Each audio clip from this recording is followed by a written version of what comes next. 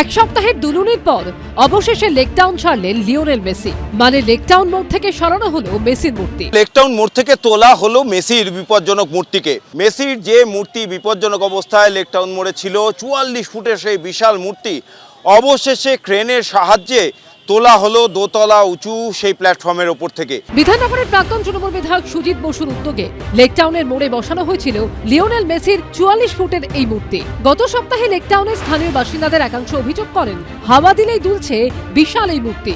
সোমবার সকাল থেকে লেকটাউনের মোড়ে প্রায় কর্মযজ্ঞে নেমে পড়েন পূর্ত দপ্তরের কর্মীরা। আনা হয় হাইড্রোলিক ক্রেন। বিপজ্জনক অবস্থায় থাকা ফুটবলের রাজপুত্রের মূর্তিটি সফলভাবে নামিয়ে তোলা হয় ট্রেলারে। মূর্তির যাতে ক্ষতি না হয় তার জন্য ট্রেলারের ওপর পরপর রাখা হয় মাটির বস্তা। মেসির সেই বিশাল মূর্তি তোলার জন্য হাইড্রোলিক ক্রেন নিয়ে আসা হয়েছে এবং সেই দৈত্যাকার ক্রেনের সাহায্যেই কিন্তু মেসির এই মূর্তিটি অক্ষত অবস্থায় নামানো হয়েছে। আপাতত মেসির মূর্তিটি রাখা হচ্ছে পূর্ত দপ্তরের বাগুইয়াটি অফিসের স্টক ইয়ার্ডে। এদিকে যুবভারতীতে মেসির অনুষ্ঠান ঘিরে চূড়ান্ত বিশৃঙ্খলার ঘটনায় বারাসাত জেলা আদালতে আগাম জামিনের আবেদন করেছেন অরূপ বিশ্বাস। নিশ্চিত ওনার আর কি অ্যাপ্রিহেনশন অফ অ্যারেস্ট রয়েছে। মেন কেস যেটা এফআইআর যেখান থেকে স্টার্ট হয়েছে সেটা হচ্ছে সাউথ বিধাননগর পুলিশ স্টেশন। তো সেখান থেকে কেস স্টার্ট হওয়ার পরে তারই রেসপেক্টে উনি এখানে অ্যান্টিসিপেটরি বেল অ্যাপ্লিকেশন করেছেন। গত 13ই ডিসেম্বর যুবভারতীতে মেসির অনুষ্ঠান ঘিরে চরম বিশৃঙ্খলা তৈরি হয়। লিওনেল মেসির গা ঘেঁষে ছবি তুলতে দেখা যায় তৎকালীন ক্রীড়ামন্ত্রী অরূপ বিশ্বাস থেকে তার পরিবারের সদস্যদের। ফুটবলের রাজপুত্রের গায়ে কার্যত লেপ্টে ছিলেন প্রাক্তন ক্রীড়ামন্ত্রী। নেতা মন্ত্রীদের উপদ্রবে কিছুক্ষণের মধ্যেই মাঠ ছাড়েন মেসিরা। তারপরেই ঘটে চরম লজ্জাজনক সেই ঘটনা। হাজার হাজার টাকা দিয়ে টিকিট কেটেও মেসিকে দেখতে না পেয়ে ক্ষোভে ফেটে পড়েন দর্শকরা। গ্যালারি থেকে বোতল ছোড়া শুরু হয়, মাঠে ঢুকে তাণ্ডব ভাঙচুর। ঘটনায় গ্রেফতার করা হয় অনুষ্ঠানের মূল উদ্যোক্তা শতদ্রু দত্তকে। পরে অবশ্য জামিন পান তিনি। রাজ্যে পালাবদলের পর গত রবিবার বিধাননগর দক্ষিণ থানায় রাজ্যের প্রাক্তন ক্রীড়ামন্ত্রী অরূপ বিশ্বাসের বিরুদ্ধে এফআইআর করেন যুবভারতীর অনুষ্ঠানের মূল উদ্যোক্তা শতদ্রু দত্ত।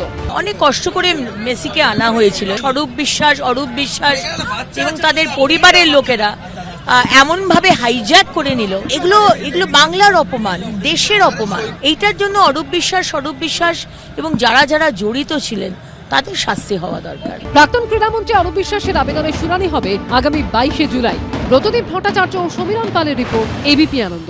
তৃণমূল পার্টিটা তো প্রায় উঠে যাওয়ার পথে, আর কি উঠে যাবে, থাকবে না।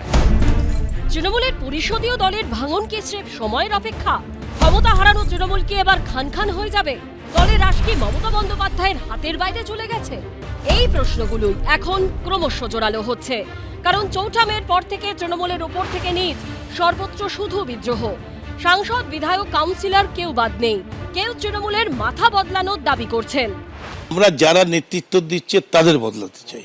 মমতা বন্দ্যোপাধ্যায় হ্যাঁ, কেউ ইঙ্গিতপূর্ণ মন্তব্য করে পথ ছাড়ছেন। এই যে প্রাতিষ্ঠানিক দুর্নীতির বিরুদ্ধে সর্বস্তরে নিশ্চয়ই কিছু বলার প্রয়োজন আছে। কেউ প্রকাশ্যে দলের জালিয়াতির পর্দা ফাঁস করে দিচ্ছেন। অন্যায় করবে দল আর তাই দাঁড়িয়ে নেব আমরা কেন, কিসের জন্য? ভরাডুবির পর তৃণমূলের শুধু ক্ষয় আর ক্ষয়।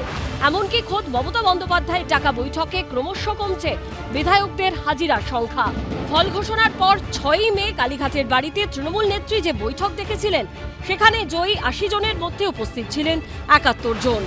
19শে মে দ্বিতীয় বৈঠকে সেই সংখ্যাটাই নেমে আসে 65-তে। আর 31শে মে তা একেবারে তলানিতে গিয়ে দাঁড়ায় 20-তে। এই করাপশন নিয়ে একটা ফোর্স চলবে না। মিলিয়ে নেবেন, এ পার্টি থাকবে না, দল থাকবে না, এটা আমি নিশ্চিত। আমি শুধু কেন, আমাদের দলের অনেক প্রবীণ সাংসদও বলেছেন দল থাকবে না। তৃণমূল কংগ্রেসটাকে আপনারা ভাঙতে চান? যতই ভাঙার চেষ্টা করুন এটা আরো শক্তিশালী হবে। 1.5 দশক ক্ষমতায় থাকাকালীন তৃণমূল কি করেছে তার ফাইল এবার একে একে খুলছে। কিন্তু ফাইল খুলতে তৃণমূলের নামটা কি স্রেফ ফাইলেই থেকে যাবে? দল কি উবে যাবে? আশাবুল হোসেন ও কৃষ্ণেন্দু অধিকারীর রিপোর্ট, এবিপি আনন্দ। এবিপি আনন্দ, এগিয়ে থাকে, এগিয়ে রাখে।